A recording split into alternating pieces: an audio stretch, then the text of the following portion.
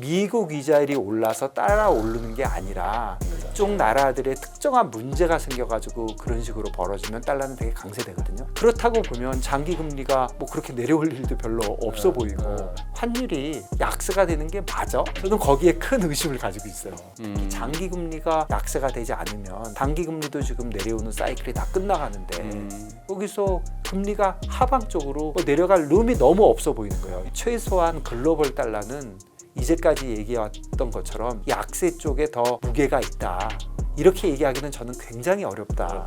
최소한 반반이거나 뭐 저한테 개인적인 의견을 물으면 저는 강하게 오를 거란 생각이 듭니다. 국민연금도 지금 한국은행이나 정부가 주장하는 것은 세 가지 정도예요. 첫 번째는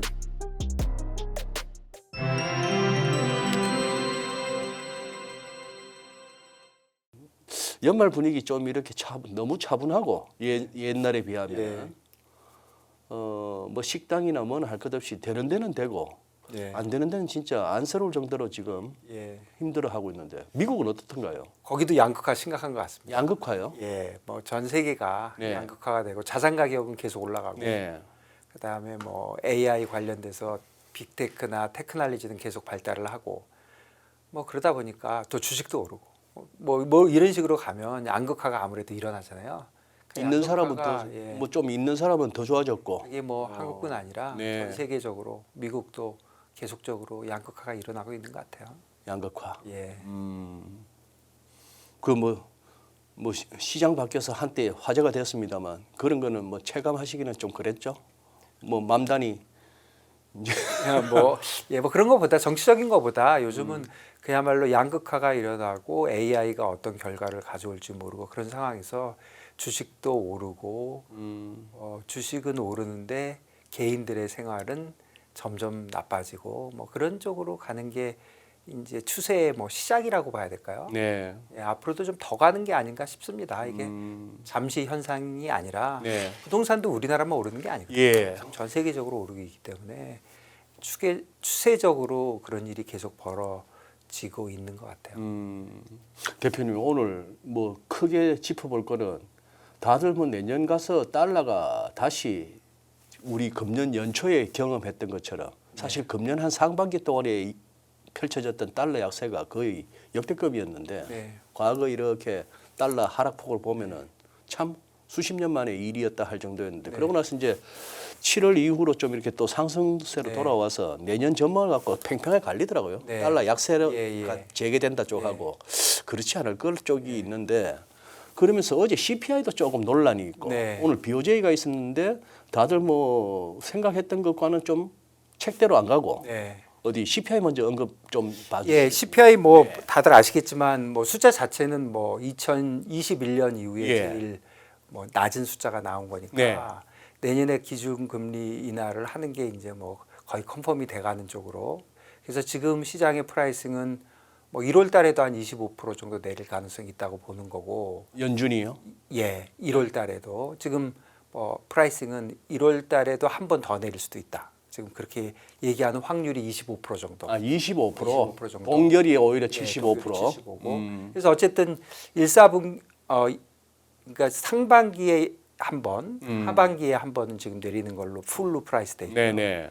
그러니까 결국은 이제 이자율이 인하가 되고 계속 되고 있는 거죠. 예. 그런데 조금 생각해 봐야 될 일이 뭐냐면은 이 이자율은 항상 지금 코로나 때 엄청 높았던 이자율을 내려가고 있는 과정인데 그러니까 이자율이 계속 내려간다고 지금 보고 있는 거잖아요. 근데 사실 내년에도 두 번 더 내리겠죠. 시장 프라이싱도 그렇고 뭐 큰 이유가 없으면. 그런데 좀 생각해 봐야 될 거는 지금 보면은 그 수익률 곡선을 보면은 네. 지금 3.75잖아요. 기준금리가. 기준금리가 상단이 3.75죠. 그렇죠. 3.5에서 3.75. 예, 뭐 주로 네. 위로 네. 위로 이제 위로 중심으로. 예, 3.75라고 보면은 그리고 두 번 내리면은 3.25가 되는 거잖아요. 그렇죠. 그럼 기준금리라는 건 하루짜리 금리니까 네. 3.75고 지금 2년짜리가 3.47 정도 됩니다. 5년이 3.67, 10년이 4.14, 맞습니다. 30년이 4.14. 한 3.8, 4.82 정도 되거든요.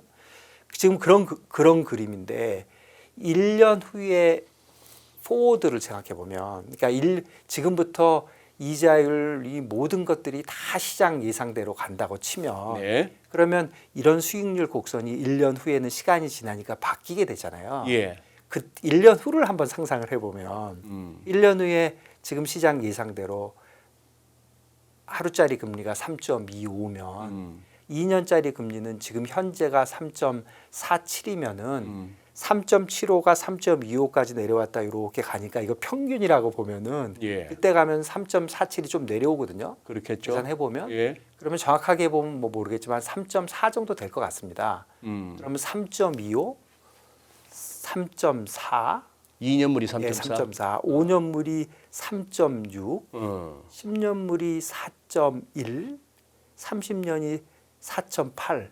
뭐 이상합니까? 안 이상하네요. 하나도 안 이상하잖아요. 예. 그리고 그거보다 더 내려가려면 음. 이 하루짜리 금리 3.25가 더 내려와야 되거든요. 네. 그런데 생각을 해보면 지금 예전에 뭐 야 0% 1%대도 있지 않았어 이렇게 얘기는 하지만 그때에 비하면 공급망이 그때에 비하면 무너졌죠. 예. 그때는 전 세계가 협조해서 공급을 했잖아요, 뭔가를. 네. 근데 그런 거 다 무너졌죠. 관세 서로 간에 다 때리고 있죠. 양극화 일어나고 있죠. 이런 상황이기 때문에 이게 3.25, 3에서 2.25, 뭐 2, 1% 내려오기는 사실 지금 굉장히 어려운 상황이잖아요. 그렇죠. 예, 그렇다면 1년 후만 보면 지금 1년 후에 지금쯤 되면 인하 사이클이 코로나 때 그렇게 높여놨던 거를 7%까지 갔던 인플레이션이 지금 2.6까지 내려왔으니 그거를 이제 따라서 내려온 것인데 그게 지금 이미 그런 커브가 돼 있거든요. 네. 그러니까 제 생각은 야 여기서 금리가 내려간다는 거는 기준금리가 내려가는 건 알겠어요. 예. 어차피 두 번 내려가니까. 어. 그런데 지금 이자율이 내려간다는 진정한 뜻은 지금 시장이 예상하는 것보다 더 내려가야 되는데 지금 시장 예상이 조금 전에 제가 불러드린 그런 숫자들이거든요. 그거보다 더 내려가겠냐는 거죠. 내려가봐야 얼마나 더 내려가겠냐는 거예요. 시장 금리. 예. 그렇다면 미국 이자율이 이미 내려올 만큼 내려왔다. 두 번이 더 남았다고 하지만 그거는 다 반영돼 있는 것이고 이미 수익률 곡선 자체가 다 안정이 돼 있는데 이제 미국 이자율이 더 이상 내려갈 때가 별로 없는 거 아니냐 이렇게 생각을 해보면 네. 지금 달러와 약세라는 게 결국은 미국 이자율이 내려가면서 촉발이 된다고 보는 거거든요. 예. 그런데 그 이자율이 내려갈 이 바닥 쪽이 별로 이제 룸이 없는 거죠. 룸이 별로 없다. 예, 뭐 조금 내려갈 수는 있겠지만 여기서 뭐 얼마나 더 내려가겠냐는 거죠. 예전하고는 완전히 다른 그런 그림을 그리고 네. 있고 그러니까 어저께 CPI가 나와도 10년짜리 같은 금리가 처음에 한 3bp, 4bp 빠지다가 뭐 거의 다시 슬금슬금 제자리 가고 있거든요. 그리고 장기 금리가 쉽게 지금 안 빠지는 이유를 따로 띄워놓고 봐도 뭐 지금 수익률 곡선 자체가 이미 안정돼 있는 거 외에도 인플레이션 이거 진짜 괜찮은 거 맞습니까? 그런 걱정이 있는 거고요. 인플레이션이 진짜 괜찮아 하는 걱정이 있는 거고 특히 공급망이 많이 무너지고 있는데 결국 공급망이 무너져도 기술 생산성이 향상돼서 예전 뭐 IT 막 난리 날 때처럼 좋아지는 거 아니냐 하는 거는 그야말로 지금 AI가 진짜 뭔가 해줘야 되는 거거든요. 예. 그런 경우를 이미 가정하고 있으니까 인플레이션에 대한 우려도 계속 있는 것이고 그리고 두 번째는 어쨌든 미국 재정 적자가 지금 뭐 엄청나잖아요. 앞으로 끝도 없이 간다는 거잖아요. 예. 그렇다면 뭐 재정 적자가 그렇게 일어나면 국채가 발행이 계속 늘어나는데 그걸 안 하기 위해서 뭐 비트코인을 가지고 어떻게 한다 뭐 난리를 치지만 어쨌든 국채 공급이 늘어나는 거는 거의 확실하잖아요. 그렇죠. 그럼 국채 공급이 그렇게 늘어나는데 과연 장기 이자율이 쉽게 내려올까? 이런 생각이 들고 세 번째는 지금 재정 적자 문제는 미국뿐만이 아니거든요. 뭐 거의 전 세계. 네, 전 세계적으로 예. 그렇고 특히 뭐 이머징 마켓은 제외하면은 결국 유럽하고 일본인데 그 글로벌 달러는 네. 뭐 일본은 뭐 BOJ 얘기하듯이 일본은 금리 올리고 있고요. 예. 그러니까 장기 금리가 지금 2% 이상으로 올라가고 예.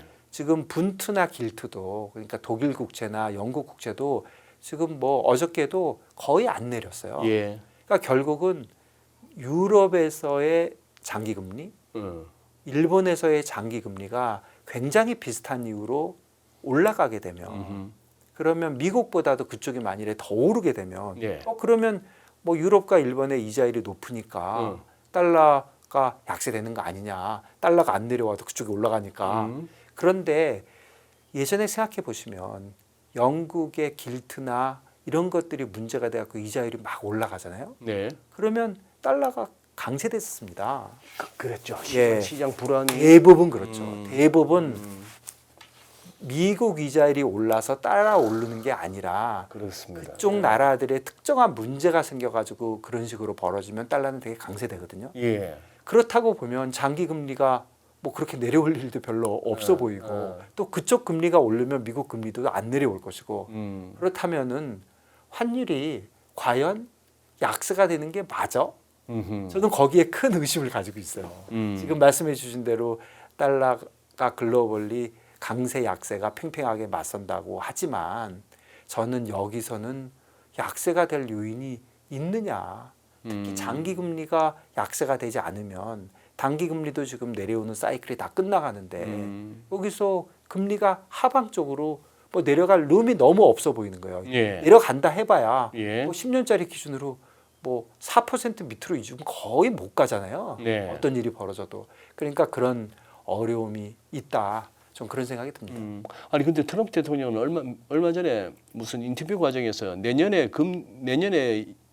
연준의 기준금리 어느 정도로 예상하십니까? 생각하십니까? 하니까 1% 내지는 그 이하 하는데 이거는 그냥 뭐 하는 말이죠. 예? 하는 말이죠. 하는 말. 네, 하는 말이고 그래도 뭐 실제로 뭐 무리를 해서 음. 무슨 뭐 연준 위원장을 바꾸고 뭐 무리를 해가지고 그게 지금 시장에서 얘기하는 3.25가 아니라 뭐 예를 들어서 2.25까지 내렸다고 한번 쳐볼게요. 그러니까 예. 완전히 정치적인 이유로 예, 1%를 예, 내리면 그게 장기 금리가 따라올 가능성은 제가 보기에 제로입니다.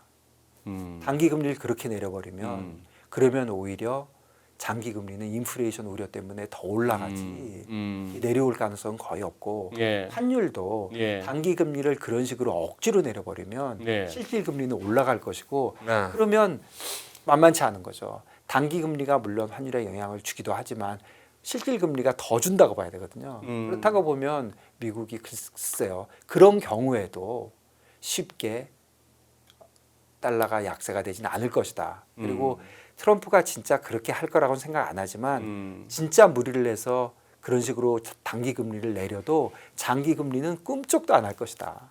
오히려 올라갈 가능성이 있다. 이렇게 봐지기 때문에 글로벌 달러 약세 추이는 조금 어려운 것 같아요. 또 어떤 또 생각도 드냐면 결국은 달러 밸류는 이자율도 있지만 자본의 흐름이잖아요. 그렇죠.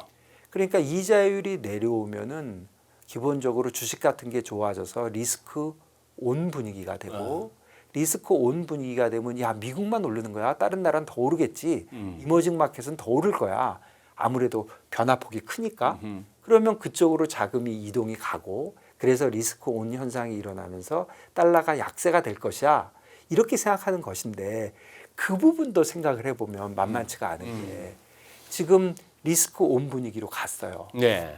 그러면 예전 같으면 이머징 마켓에 투자가 많이 되는데 네. 지금 투자라는 게 다 AI잖아요. 예. 그거 미국이 됩니까? 미국 바깥에 됩니까? 어느 부분 뭐 데이터 센터 같은 거나 해외에 좀 되는 것이지 그것도 미국 주도하에서 해외에 지어지는 것이지 그렇다면은 그런 자금의 흐름도 결국 투자가 미국으로 흘러 들어오는데 그게 리스크 온이라고 그래서 달러가 약세가 정말 되는 거 맞아? 그런 생각이 드는 거죠. 요즘 예전의 릴레이션은 진짜로 안 맞는 게 많거든요. 네네. 이자율이 기준금리를 그렇게 내릴 때는 사실 지난 몇십 년 동안 다 S&P 내렸거든요. 예. 경기 침체 이만큼이라도 왔거든요. 예. 하나도 안 오잖아요. 하나도 안 오는 이유를 보면은 예전하고는 그런 자금 흐름이 좀 바뀐 게 아닌가. 그러니까 미국으로 들어가는 자금의 흐름이 달러 약세가 되면서 뭔가 이렇게 바뀌어야 되는데 안 바뀌는 거죠. 야, 투자가 뭐 미국에 되는데 무슨 이머징 마켓으로 가. 오히려 미국으로 들어오고 있는데 거기다가 지금 트럼프가 이자율 내리는 쪽은 아무리 해봐야 저는 작전이 성공이 안 될 것 같지만 뭐 윽박 질러가지고 미국에다 공장 지르는 거는 먹히고 있잖아요. 우리도 먹혔잖아요. 네, 우리 네. 지금 처지에 3,500억 불리는 말이 됩니까? 이거 지금 다 줄판이잖아요. 그러면 그런 자금들도 다 미국으로 흘러 들어가는 것인데 예. 이렇다면 저는 미국의 이자율이 지금 좀 인하를 한다 하더라도 저는 달러는 강세를 여기서 강세 쪽으로 가지 여기서 다시 달러 인덱스 기준으로 뭐 95, 90 뭐 이렇게 갈 가능성은 별로 없고 100, 105 쪽으로 갈 가능성이 더 많다 이런 생각이 듭니다. 그렇게 보시는구나. 그러면은 오늘 지금 BOJ 금리 인상 이후에 이 달러엔 환율이나 일본 저기 뭡니까? 일본 국채 수익률 뭐 등등의 우선 달러엔 환율이 왜 이렇게 반응한다고 보세요? 달러에는 우선 기본적으로 보면은 일단 그 글로벌 인덱스 있잖아요. 달러 네. 인덱스에는 옌이 13%밖에 안 들어 있어요. 네. 예, 그래서 글로벌 인덱스하고 달러엔은 좀 따로 봐야 될 것 같아요. 글로벌 인덱스가 제 생각에는 달러엔의 그 비중이 너무 낮아요. 우리가 보기에는. 어쨌든 그래서 좀 따로 움직이는 게 있는데 지금 달러엔 쪽에서는 예전에 생각해 보시면 아베가 처음에 들어왔을 때 예. 아베노믹스 어쩌고 하는 게 예. 2013년 정도거든요. 그렇죠. 그때 달러엔 80이었어요. 맞습니다. 그리고 니케이 만이었어요. 실제로 한 8천쯤 됐어요. 그러니까 만 잡아줘도 지금 니케이 얼마입니까? 뭐 49,500 거의 5만이죠. 5만이죠. 예. 그리고 달러엔 뭐 160 잡으면 2배 되고 5배 됐거든요. 허허. 예. 그러네. 예. 그렇다고 보면은 일본은 역시 예. 완만하게 달러엔이 위로 올라가 주는 게 일본 경제에는 좋다는 거거든요. 예. 그리고 사실 그렇게 되면 뭐 일본에 살고 있는 국민들은 죽은 맛이지만 사실 기업은 괜찮거든요. 그러니까 일본은 완만하게 달러엔이 약세가 되는 게 사실은 좋은 것이고 그리고 저번에 한번 놀래가지고 금리를 확 올려버리니까 니케이가 아주 그냥 그게 시장이 났잖아요. 그게 작년 7월 31일 예. 날 금리 올리고 예. 8월 1일부터 시장이 한 번. 예. 그래서 일본도 그때 제일 많이 놀란 사람들은 BOJ인 것 같고 일본 지금 특히 새 정부가 들어서면서 아무래도 좀 보수적으로 하기 네. 때문에 예. 일본이 이자율을 올리더라도 굉장히 뭐라 그럴까 올리는 이유를 구구절절히 달면서 이렇게 할 거라고 예상이 됐는데 오늘 딱 그랬어요. 딱 그랬고 그리고 앞으로 이자율을 올리는 거에 대해서 구체적인 일정을 얘기하지 않은 게 시장에서는 그 엔화가 강세가 되는 거는 그런 쪽으로는 못 간 거거든요. 그러니까 결국 거기에 대한 뭐 실망이라고 그럴까? 뭐 이런 게 있었기 때문에 결국 달러엔이 한 160 쪽으로 이렇게 올라가는 거는 자연스러운 현상인 것 같고 이자율을 올린다, 기준금리를 올린다 하더라도 급격하게만 올리지 않으면 문제는 없는 거거든요. 예를 들어서 지금 0.75고 달러가 3.75인데 달러가 1년 후에 3.25가 되고 지금 1년 후에는 엔화 기준금리도 1% 정도 보거든요. 예. 그럼 1하고 3.25가 됐다고 쳐보세요. 1년 후에. 문제가 있습니까? 아직도 달러 이자율이 확실하게 높은데 뭐 2.25면 뭐 확실하게 높은 거 아닙니까? 예전에 비해서는 작아 보이지만 그래서 예나 이자율이 달러를 역전하고 그럴 일이 보이지는 않거든요. 그렇죠. 예. 그렇다고 보면은 이게 좀 줄어든다고 해서 뭐 엔화 청산이 뭐 옌캐리 청산이 일어난다든가 그럴 가능성은 저는 거의 없어 보이고요. 옌캐리가 청산이 되고 그러려면 일본 BOJ가 갑자기 사람들을 놀래켜야 되거든요. 예, 금리 예. 올려버릴 거야. 예. 그냥 확 올릴 거야 나. 이런 식으로 가는 게 아니라 그럴 가능성이 거의 없기 때문에 그리고 일본에서 야 기업이 문제가 아니라 난 국민들의 삶이 너무 걱정이 돼. 그러니까 나 환율 그냥 강세시킬 거야. 이런 코멘트가 나오기 전에는 그럴 일이 없는 거거든요. 근데 일본 정치 상황이나 여러 가지로 볼 때 일본이 그러지는 않을 것이다. 그렇다고 봐지면은 사실 달러 엔도 위로 올라갈 가능성이 많고 유일하게 생각하는 거는 뭐 너무 많이 올라가면 급격하게 올라면 달러엔 개입이 나오잖아요. 예. 개입이 나오면 보통 한 10엔씩은 본때를 보여주고 빼기는 하는데 예. 빼봐야 다시 슬금슬금 올라갈 것이고 그 개입이 나오는 레벨도 162전이라고 생각하는 사람은 거의 없는 것 같아요. 조금 오래되긴 했는데 몇 달 전에 골드만삭스는 162 얘기했거든요. 골드만삭스요. 예. 한번 4-5개월 됐어요. 한 이 정도 레벨에서 왔다 갔다 할 때. 그리고 제 생각에도 일본이 지금 이런 상황에서 158, 159에 뭐 죽기 일본은 나오면 10에는 무조건 체면상 빼거든요.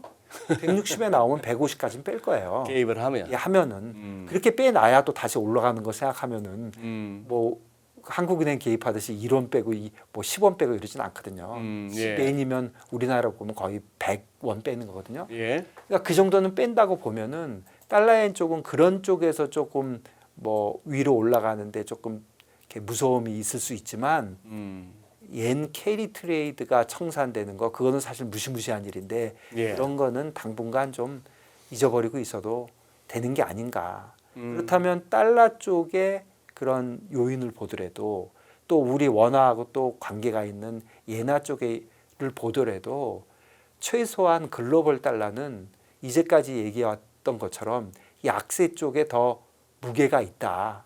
이렇게 얘기하기는 저는 굉장히 어렵다. 최소한 반반이거나 뭐 저한테 개인적인 의견을 물으면 저는 강하게 오를 거란 생각이 듭니다. 사실 달러 이자율하고 달러의 관계, 그러니까 달러 이자율이 오르면 달러가 강세가 되고 달러 이자율이 내려오면 달러가 약세가 되는 관계가 있잖아요. 이 관계는 다른 나라의 이자율 여부에 관계없이 지난 50년 동안 가장 강력하게 지켜졌거든요. 그게 안 맞았던 데는 뭐 저번에 어떤 뉴스 보니까 2번인가 3번인가밖에 없고 50년 동안 그것도 불과 일주일, 2주일밖에 없었거든요. 그러니까 글로벌 달러, 특히 유로 달러나 달러에는 사실 제가 뭐 다른 얘기도 드리고 했지만 이자율의 함수다. 이자율 차이의 함수라기보다는 오히려 달러 이자율의 절대값의 함수인데 그렇다고 보면 달러 이자율이 쉽게 안 내려온다. 이 제가 그 드린 말씀, 이 말씀이 만일에 맞다면 달러도 약세가 될 일은 별로 없다. 이런 생각이 듭니다. 달러가 약세가 될 일은 없다.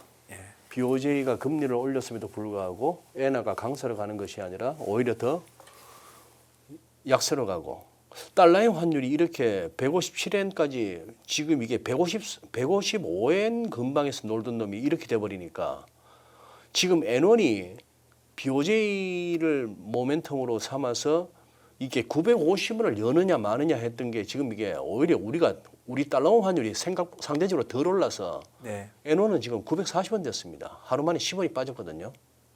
그렇죠. 그렇죠. 이런 식으로 됐는데. 그런데 예노는 940원 근처에서 많이 있었고, 그다음에 지금 사실은 뭐 935, 950. 근데 우리가 최근에 이제 올라가는 걸 위해서 계속 막고 있으니까 막으니까 그런 현상이 일어나고 어쨌든 예논도 940에선 지지가 많이 되고 장기적으로 보면은 뭐 더 따로 말씀드리겠지만 원화가 좀 대책이 없어 보이기 때문에 뭐 위로 올라가는 쪽으로 봐지고요.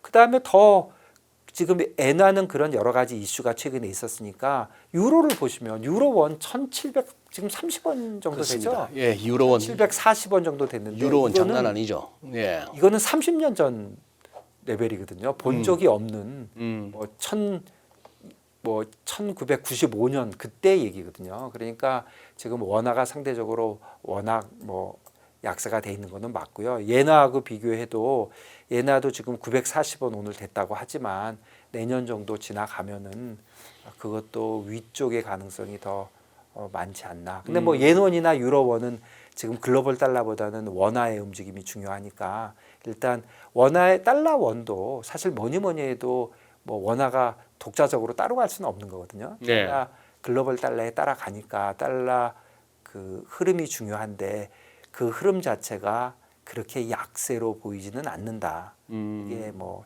첫 번째 생각입니다. 아까 대표님께서 니케이가 한 만 근방에서 지금 49,500 한 5만 왔을 때 5배. 니케이 5배. 그리고 달러에는 80엔에서부터 160엔 근방까지 2배. 환율이 한 2배 뛰는 사이에 니케이는 한 5배 지수가 올랐다. 그렇게 말씀하셨잖아요. 그러면은 이렇게 한번 여쭤보겠습니다.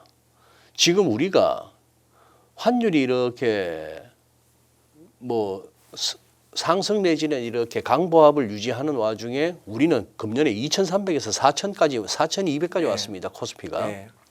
자, 이거를 네. 아까 일본처럼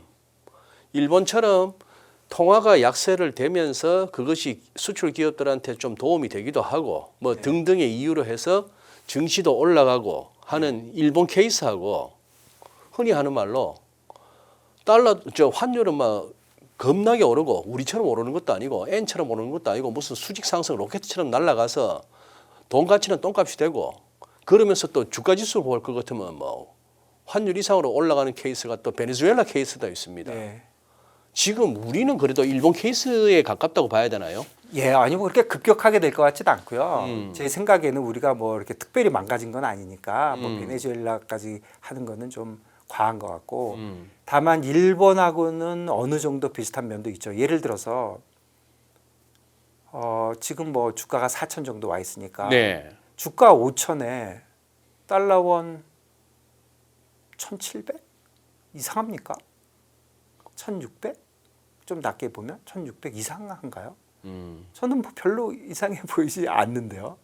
그러니까 그렇게 수출 기업들은 좋아지면서 뭐 양극화가 계속 일어나면서 그런 쪽으로 가는 거고 그런 것도 하나 있고 그리고 우리의 경우는 조금 두 가지가 다른 요인에서 좀 움직였다고 봐야죠.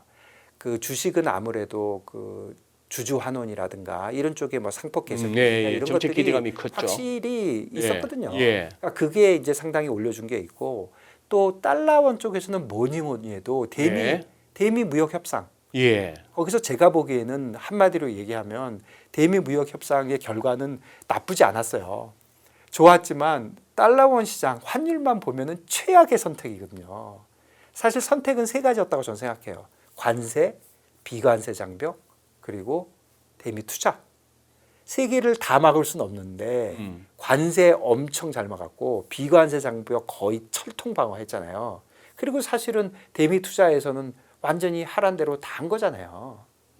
그러니까 결국 관세와 비관세를 하기 위해서 투자를 희생한 것이고 투자가 희생됐으니 환율이 뭐 진짜 막말로 작살이 나는 거는 그야말로 예견된 일이다.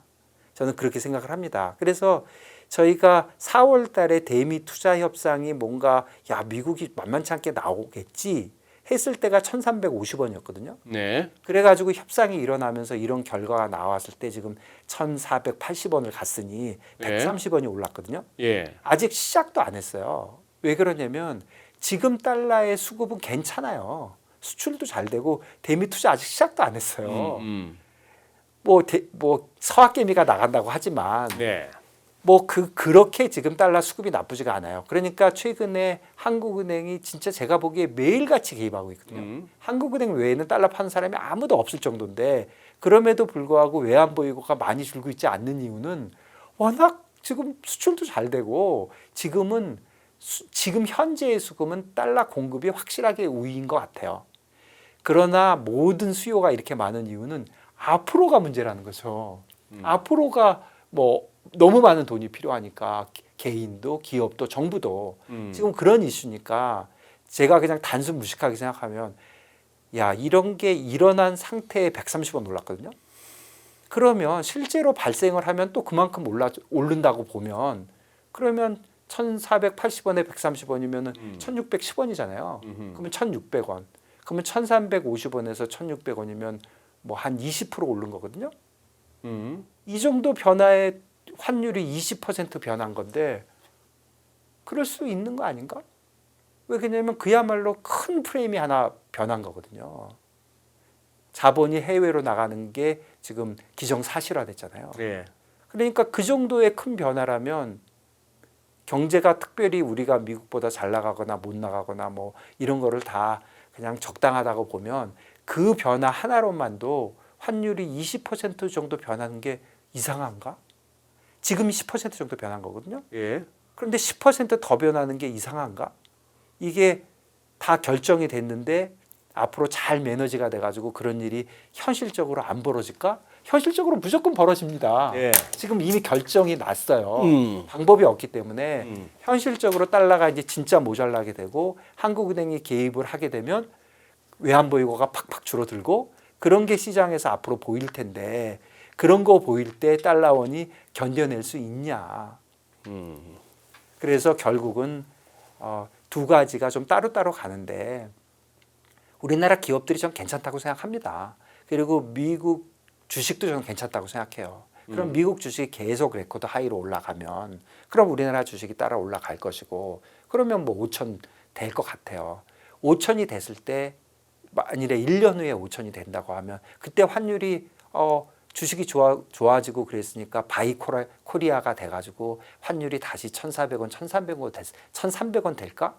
저는 그거보다는 그냥 같이 올라서 1,600원 심하면 뭐 저는 주식을 내년 말에 한 1,450 정도, 4,500 정도만 본다면 그러면 한 1,600? 주식이 오히려 5천이 된다면 오히려 1,700?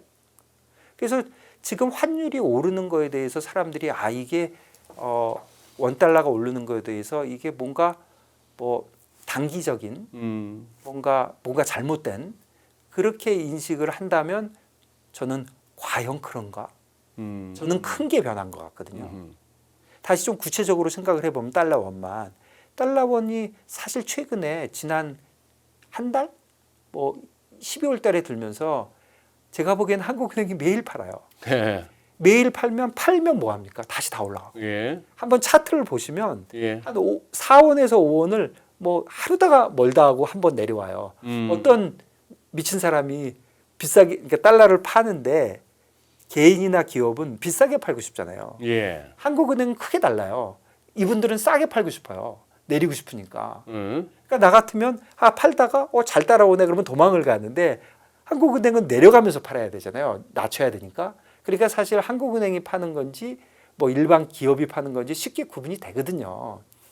그러니까 특히 4원, 5원을 엉뚱한 시간에 팔아대는 거, 뭐 장 끝날 때 특히 NDF 끝날 때 파는 거 이런 건 다 한국은행이라고 봐야 되는데 팔고 나면 뭐 두세 시간 있으면 다시 제자리거든요. 그러니까요. 지금도 1,079원이잖아요. 예. 그럼 그 제자리거든요. 지금 예. 아무리 밀어도 올라오기 때문에 사실 지난 한 달 동안 환율이 70원에서 80원에 엄청 안정적이었어요. 그 이유는 사실 한국은행이 계속해서 막고 있는 거고 최근에는 이제 국민연금까지 이제 포함돼서 막고 있는 상황인데 지금 정부의 대책이라는 거를 보면은 첫 번째는 개인들한테 좀 달러 좀 사지 좀 마. 해외에 투자하지 말고 좀 참어. 뭐 한국은행 총재도 뭐 말도 안 되는 소리 한 거잖아요. 뭐 젊은 애가 산다는 둥 뭐 이런 식으로 그런 진짜 부적절한 그런 말까지 나올 정도로 개인들한테 투자를 막고 있는 거 그런 거를 좀 잠재우려고 하는 거고 두 번째는 기업들하고 그러니까 특히 수출 기업들하고 국민연금한테 국민연금은 해외 투자 많이 돼 있으니까 너네들 롱달러 아니야. 그러니까 빨리 좀 팔아. 해지 좀 해. 그거고 엊그저께 뉴스 보면 그 조선사들이 해외에 수주 받아놓은 거 있으니까 그거 좀 팔으라고. 한 회사는 사실 예전부터 해지를 하고 또 한 두 회사는 해지 안 하거든요. 한 회사 거의 100% 했거든요. 한 두 개 정도 회사는 거의 해지를 안 하는데 너네들도 좀 해. 들어오니까 하고 그렇게 독려를 하고 그다음에 수출 기업들이 달러 안 팔고 갖고 있는 거 그거 니네들 좀 팔아. 이렇게 얘기하고 또 최근에 나온 거는 은행들도 해외에서 달러 빌리는 거에 애로사항을 좀 줄여줄게. 뭐 부담금을 좀 줄여준대나. 그리고 기업들은 아직도 해외에서 달러 빌리려면 허가받아야 되거든요. 그 허가도 좀 넉넉하게 해줄게. 그러니까 좀 빌리기라도 해. 달러가 모자라니까. 그런 식으로 하지만 이거를 보면은 백약이 무효일 수밖에 없는 게 이게 지금 너무 근본적인 대책이 하나도 없는 게요. 생각을 해보세요. 지금 하는 게 개인들 보고 해외에 나가지 말라? 나가지 말라고 얘기하면 할수록 개인들은 더 나가게 되죠. 이게 어떻게 되지? 어떻게 된 거야? 더 나가게 되고 그리고 사실 개인들이 해외로 나가는 거는 한국 주식이 나쁘기 때문에 나가는 거 아니에요.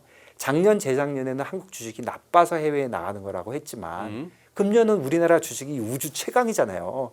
그런데도 작년 재작년보다 더 나가거든요. 예. 이거 사실 추세적으로 나가는 거고 예. 그동안 개인들의 투자가 국내에 너무 국한돼 있었기 때문에 어떤 의미에서 보면 좋은 거예요. 다양화가 돼가고 있으니까 개인들도 재산이 다양화되는 게 좋은 거잖아요. 그러니까 그런 게 있고 기업들 국민연금한테 팔으라는 것도 좀 말 안 되고 그다음에 조선사한테 팔으라 그러면 조선사 제가 조선사면 아니 우리 배 수주 받은 거 팔 게 있지만 지금 미국에다가 마스강가 뭔가 해서 1,500불 내야 되거든요. 네.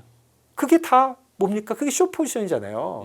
그거하고 상세해 보면 오히려 조선사도 지금 달러 사야 돼요. 그래. 제가 조선사 네, 사장이라면 네, 네. 제가 CFO라면 야 우리가 지금 달러가 사야 되는 포지션이야 팔아야 되는 포지션이라고 얘기할 때 우리가 팔아야 됩니다고 얘기한다면 이상할 것 같아요. 저는 야 우리가 해외에다 지금 투자해야 될 게 얼만데 이렇게 될 것 같거든요. 물론 네. 그걸 빌려서 할 수도 있겠지만 전체적으로 볼 땐 조선사도 달러가 모자랐는데 그 사람들한테 또 어디네 배 팔아놓은 거 있으니까 빨리 팔아. 그것도 안 먹힐 거고 수출 기업들이 앞으로 해외에다가 공장 이전 같은 걸 계속 해야 되는데 그 달러를 모아야 되는데 지금 들어온 현금을 당장 팔아?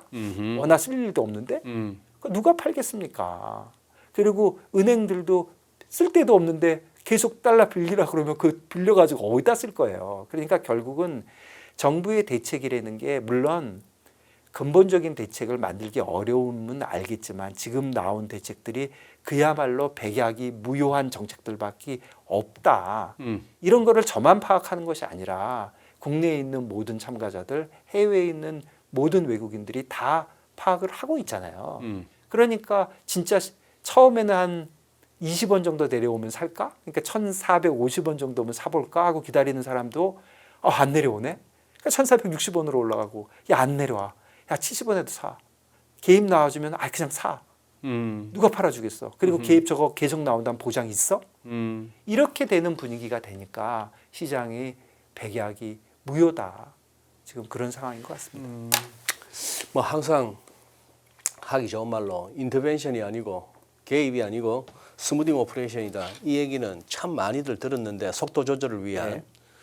근데 지금 말은 속도 조절인데 결국 보면 우리나라에 있어서 외환 당국의 어떤 오퍼레이션을 보면은 속도를 줄인다는 그 레토릭에 비해서 항상 개입의 형태는 특정 레벨 방어예요. 지금은 또 1480이라는 레벨입니다. 이게 그러니까 예. 제가 드리고 싶은 말씀은 이러다가 이게 안 통하면은 그냥 1, 20원 오르는 게 아니고 또 한 레벨 확 또 올라가지 않습니까? 네. 그동안 1,350원에서 1,480원까지 올라올 때를 보면은 네. 계속 10원 단위로 물러나면서 했거든요. 그랬죠. 사실 그게 더 맞는지도 모르겠어요. 10원 단위로 물러나면서? 그야말로 스무딩 오퍼레이션이고 억지로 막을 수는 없는 거니까 물러나면서 하는. 근데 한꺼번에 너무 많이 오르는 거를 방지하고 하는 건데 이제 1,480원 정도가 되면서 사실 뭐 저는 진짜 하고 싶은 말을 하면 정부가 이게 1,500원, 1,600원 가면은 야 너네들 대미 투자 협상 때문에 그런 거 아니야. 이런 얘기도 나오는 듯하고 하니 조금 좀 면피용으로 1,500원은 못 넘기겠다 하는 게 좀 있는 거는 같아요. 예. 그리고 저번에 4월 달에 1,480원, 90원에서 국민연금이 나왔을 때 한번 시장이 밀렸잖아요. 예. 그러니까 국민연금을 끌어들였는데 국민연금 끌어들인 거에 대해서 하도 말들이 많으니까 지금 정부의 제 생각에 우리 정부가 환율에 관련돼서 잘못하고 있는 거는 야 그래 국민연금 나 끌어들일 거야. 야 지금 대미 투자 뭐 내가 뭐 하고 싶어서 했어? 지금 그래서 관세 비관세에서 다 막았잖아. 얘들 그런 혜택을 보는 것이고 야 지금 뭐 국민연금이고 뭐고 간에 나 쓸 수 있는 모든 거를 해서 1,480원 아니라 1,350원까지 밀어내릴 거야. 이렇게 차라리 얘기를 하면 먹힐 수가 있는데 이거는 국민연금에도 좋은 겁니다. 국민연금이 저는 전략적 해지, 전술적 해지가 뭔 말인지도 모르겠어요. 그럼 뭐 얘기를 해가면서 이거 뭐 국민연금에도 좋은 것이고 국민연금도 팔아야 결국 좋을 것입니다. 이런 얘기를 하는 게 이게 뭐 앞뒤가 안 맞잖아요. 그러니까 나는 절대로 욕을 먹을 수 없다. 그러니까 국민연금에도 좋은 거고 나라에도 좋은 거다. 안 하면 이상한 거니까 여러 명 모여가지고 회의만 하는 거예요. 예. TF에서 환율 내려갈 거면 TF를 누가 못합니까? 5명 모여가지고 맨날 얘기해봐야 아무 소용도 없는 것이고 근본적인 대책을 하는 게 아니라 그런 식으로 면피용으로 자꾸 나갈 것이 아니라 정부가 그야말로 1,480원에서 막고 싶다면 나는 막고 싶어. 이유는 뭐야? 뭐 기업이 아무리 좋아져도 국민의 삶이 나빠지는 건 싫어. 그러니까 국민연금이 아니라 무슨 할아버지를 동원해도 나는 막아낼 거야. 한번 살려면 사봐. 이렇게 나오든지 해야지.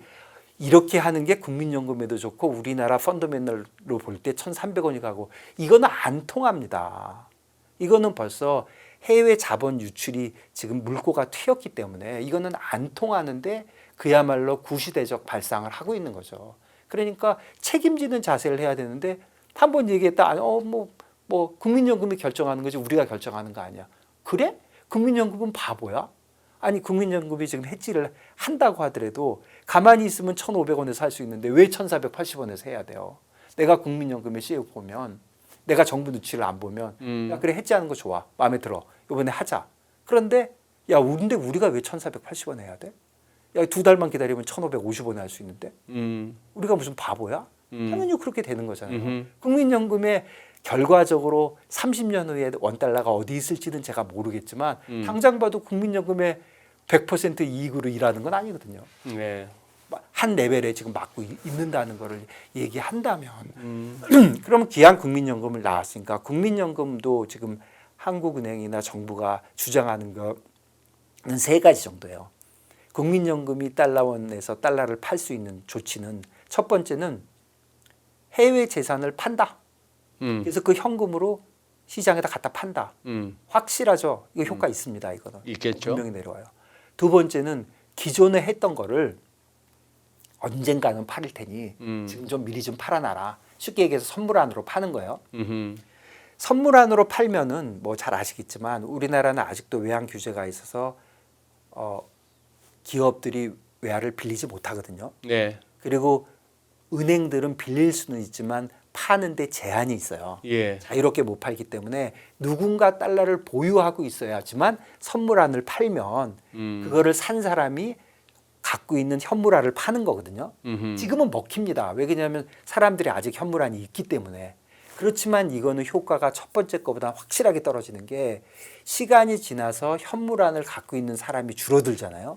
이제 앞으로 그야말로 달러 수요가 일어나면서 그러면 이거는 선물안 아무리 팔아봐야 선물안만 내려가요. 네. 예전에 오래전에 선물안이 이자율 차이 25%와 5%의 20% 차이가 있음에도 불구하고 선물안이 20% 위에 있지 않고 오히려 똑같거나 아래쪽에 있었잖아요. 예. 그런 거를 상기해 보시면 알 거예요. 그렇다면 두 번째 방법은 지금은 맥히지만 굉장히 제한적이고 그리고 또 세 번째 하는 거는 이거잖아요.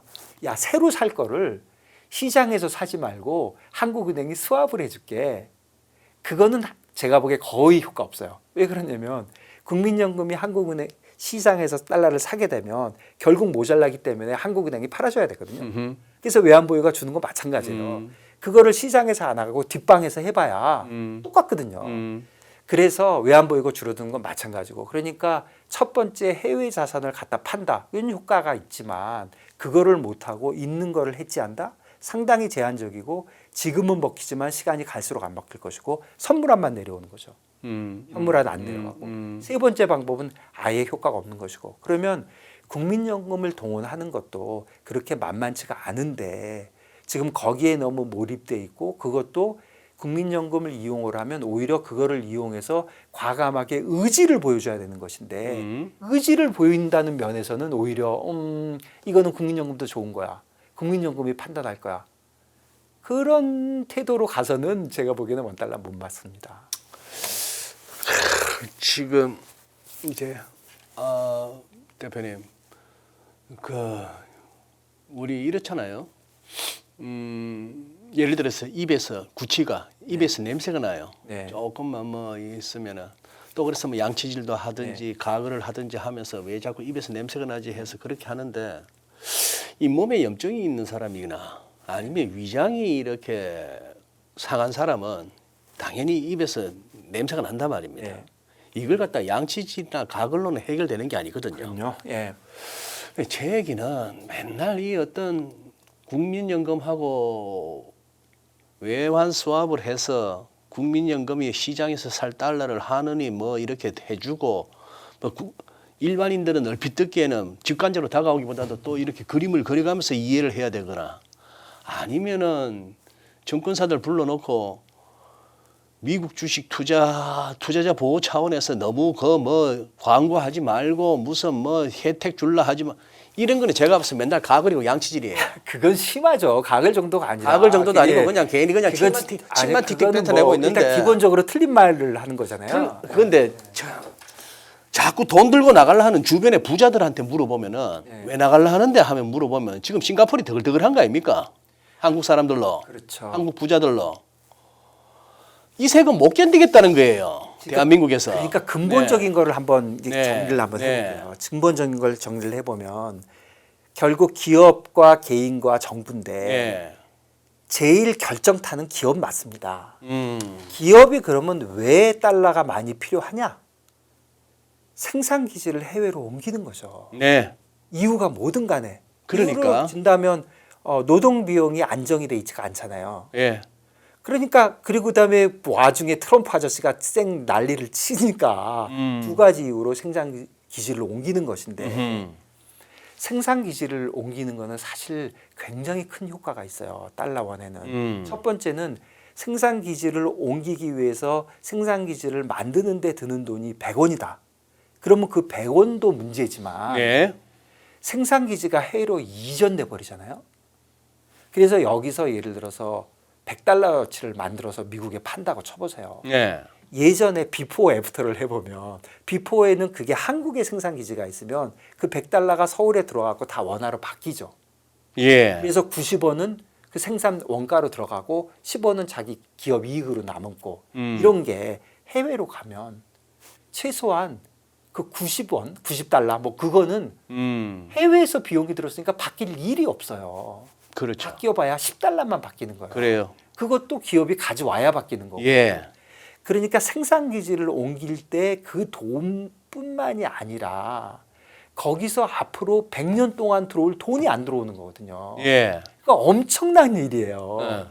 그런 일이 지금 일어나고 있고 기업에서 자체적으로 거기다가 트럼프가 땡겼고 또 정부가 관세 비관세 막으려고 떠밀고 있잖아요. 네. 나가라. 네. 그러니 기업에서 그런 큰일이 벌어지는 것이고 두 번째 개인은 해외 투자가 진짜 대세잖아요. 그러니까 해외 투자를 하는 거를 막을 수는 없는 것이고 그리고 말씀해 주신 또 한 가지 좀 우리가 항상 얘기하기 어려운 얘기지만 양극화가 일어나면서 개인들이 부재에 대한 반감은 더 늘어나고 있어요. 예. 그거는 무슨 뜻이냐면 정치인들도 함부로 부자가 이익이 되는 일은 잘 못 해준다는 소리예요. 그러니까 상속세, 배당세, 양도소득, 대주주 양도소득세 이런 거 쉽게 잘 못 건드립니다. 이런 걸 못 건드리게 되면 부자들은 해외로 나갈 수밖에 없어요. 네. 그러면 상속세는 거의 못 건드리고 있죠. 예. 지금 배당세를 지금 종합과세에서 분리과세로 만든 건 사실 진짜 그게 대박이에요. 그게 우리나라 배당을 늘리고 우리나라 코리아 디스카운트를 엄청 없애고 그래서 또 한국 주식이 많이 올랐고 그거 전에 수장님하고 저도 그거 바꿔야 된다고 거품 물었잖아요. 그랬죠. 그게 엄청 잘 일어난 일인데 그것도 이건 조그만 일이고 제가 조금 뭐 색안경을 보는 건지 모르겠지만 마지막 순간에 보면 분리과세를 하면서 20%, 25%를 3억을 기준으로 했거든요. 예. 그거 기준을 보면 이게 대주주 양도소득세하고 똑같아요.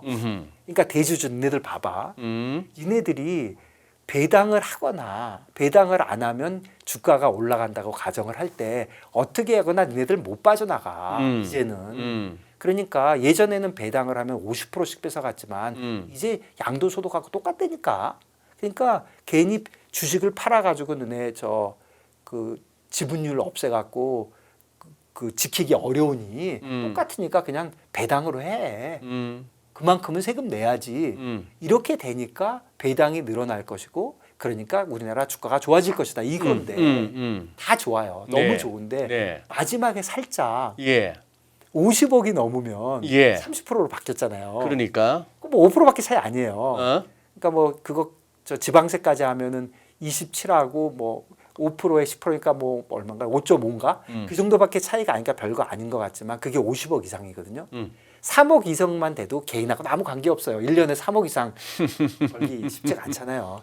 그런데 50억 이상이면 진짜 대주주만 관련이 되는 건데 재벌들은 50억은 쉽단 말이에요. 예. 그러니까 재벌들한테 최소한 야 양도소득세 내는 것보다는 배당소득세 내는 게 지금 뭐 5% 6%는 더 비싼 거예요.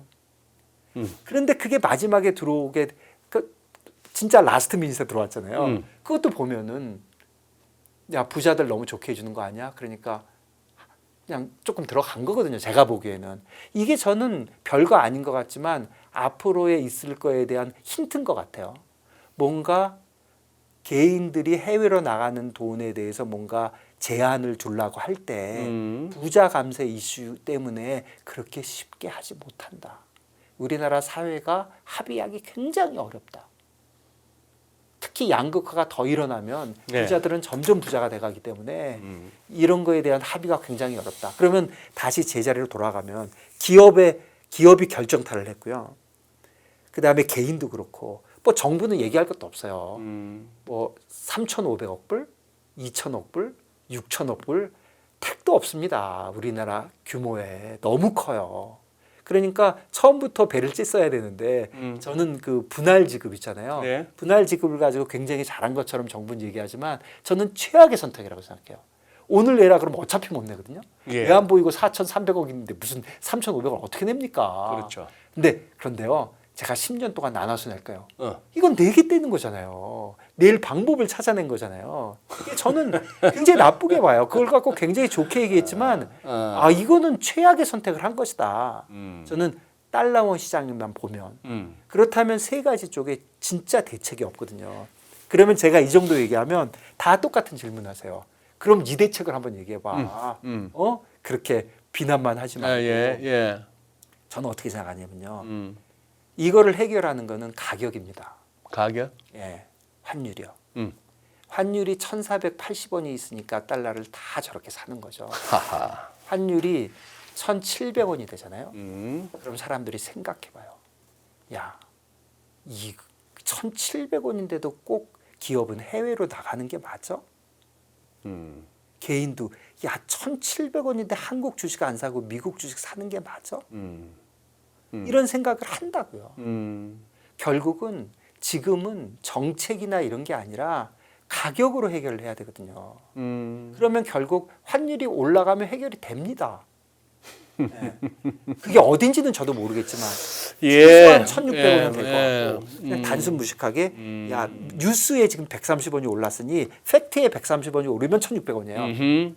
그럼 1,600원 정도 되면 야 사람들이 야 이게 진짜 많이 올랐네 한 20% 조정됐으면 좀 생각 좀 해봐야지 그런 날이 와요. 그러니까 우리가 베네수엘라처럼 무슨 작살이 난 게 아니기 때문에 1,600원 가면 1,800원, 2,000원, 3,000원, 5,000원이 되느냐 그 경우는 아니거든요. 어딘가 그 가격이 있어요. 그게 분명히 1,480원은 아니에요. 이렇게 수요가 많다는 거예요. 네. 그게 한 1,600원 수준 아닌가 저는 개인적으로. 그렇다면 1,600원 가는 가정을 좀 부드럽게 하고 그리고 환율이 오르면 기업에는 좋거든요. 그러니까 아마도 주식시장에는 문제가 없을 거예요. 진짜 힘든 사람들은 수입 물가가 오르면서 개인들이 힘들어지거든요. 그러니까 그런 개인들이 힘들어지고 물가가 오르는 거를 어떻게 미티게이트 하느냐, 줄여주느냐. 그런 거에서 방법을 찾고 이런 방향이 뭐 근본적인 해결은 아니지만 제가 너보고 한번 네가 그럼 마음대로 한번 해봐. 그렇다면 저는 그렇게 하겠어요.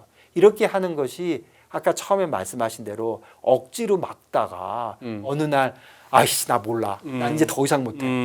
그렇게 되면 하루아침에 1,550원? 뭐 하루에 10원씩 한 일주일 오를 수 있어요. 그러니까 그렇게 무리하지 말고 그리고 1,480원에 제가 볼 때 엄청나게 들어갔거든요. 시장에. 그렇게 남 좋은 일 하지 말고 뭔가 시장에서 근본적인 대책이 없을 때 그야말로 근본적인 대책은 제가 볼 때 가격이거든요. 가격이 오르면 해결이 됩니다. 예를 들어서 사과가 너무 사과가 모자라면 사과 가격이 올라가면 사과의 수요가 줄어요. 네. 그거 경제학에서 나오는 수요와 공급의 법칙 아닙니까? 그거를 가격을 한 가격에 통제하는 가격? 그거는 경제학이든 어느 나라든 우리 수백 번, 수백만 번 해봤지만 단 한 번도 성공한 경우가 없거든요. 네. 그러니까 지금도 원래 하던 스탠스대로 전체적으로 우리나라 외환 수급이 어려운 거를 방지를 하고 그리고 환율이 올라가는 거는 정책적인 선택이었잖아요. 그거 네. 저는 욕 안 합니다. 그거 욕하는 건 말이 안 돼요. 그거를 만일에 줄였다면 관세와 비관세에서 많이 양보했어야 됐을 거예요. 그러니까 다 좋아요. 그렇지만 무리해서 이 모든 것이 잘 될 것이야 하는 거는 지난 한 달 동안의 시장을 보면 시장에서 하는 말이 그렇지 않아. 우리 살 거 엄청 많아. 계속 파는 거에는 문제가 있을 거야. 그리고 연말까지는 아마도 기업들한테 푸시해서 야 연말에 내가 한번 볼 거야. 너네들 연말 재무제표에 달러 얼마 있는지 예. 이렇게 푸시를 할 테니까 기업들이 안 사겠지만 제가 보기에 1월 달 딱 넘어가면은 그냥 1,500원 가는 거는 저는 자동이다. 제가 너무 강하게 얘기하는 것 같지만 기업들이 이번 달에 못 산 거 다음 달에 가면 살 거예요. 기업들은 자기가 살고 봐야지. 예. 내가 달러 사야 될 게 10억 불이 있는데 그거를 안 사놓고 있다가 1,700원 돼버리면 1,600원 돼버리면 회사가 망할 판인데 그래서 이게 억지로 막아지는 건 아니다. 예. 그래서 환율도 억지로 한국은행이 막고 있는데 이렇게 억지로 막는 거는 몇 달 못 가거든요. 네. 그러니까 조금 알겠습니다. 자연스럽게 가야 되지 않냐 저는 그렇게 보고 있습니다. 뭐 초반에서는 월가에서도 국내에서도 이제 내년에 달러의 방향성을 가지고 달러 약세가 재개될 거라는 거하고 강세가 다시 또 계속 이어질 거야라는 거에서 우리 김준성 대표님은 달러가 그렇게 쉽게 약해지겠나 하는 뷰를 말씀해 주셨고 네. 그 이후에 이런저런 말씀들을 많이 해주시는데 저는 오늘 딱 하나 건지고 갑니다. 자꾸 1,480원 이 특정 레벨에서 자꾸 이렇게 뭐 회의하고 뭐 개입하고 이래가지고 될 일도 아니고 그냥 내버려 두라. 네. 그게 어떻게 보면은 좀 무책임한 것 같지만 경제학의 가장 기본이 있거든요. 베이스 아닙니까? 시장에 맡겨두면 되는 거예요. 망할 놈 망하고 될 놈 되고 오를 것 같아서 환전 안 하고 오를 것 같아서 사는 사람들이 기업도 사람도 그렇게 많은데 그걸 갖다가 말린다고 말려집니까? 그렇죠. 달러를 어느 레벨 가면 이제 안 사겠죠. 달러를 사는 이유는 딱 하나입니다. 지금 싸니까 오를 것 같으니까. 오를 것 같으니까. 그런데 어느 레벨에 가면 그러니까 바뀌죠. 맞아요. 이제는 내려갈 것 같은데. 네. 그리고 최근에 많은 그런 분석들이 나오잖아요. 음. 저는 조금 왜곡될 수 있다고 생각해요. 네. 그게 이게 내가 너무 달러 오른다고 얘기했다가 욕먹는 거 아니야? 음. 그런 거가 좀 감안되셔야지. 최근에 사실 내년 환율 리포트들을 보면 오르는 것보다 내리는 게 더 많거든요. 네. 그거 조금 저는 왜곡됐다고 생각해요. 그래요. 예. 예. 그런 것도 좀 감안돼야 된다. 그런 생각이 듭니다. 금융투자로 돈 벌기 쉽지 않으시죠? 그런데 불가능한 것도 아니죠.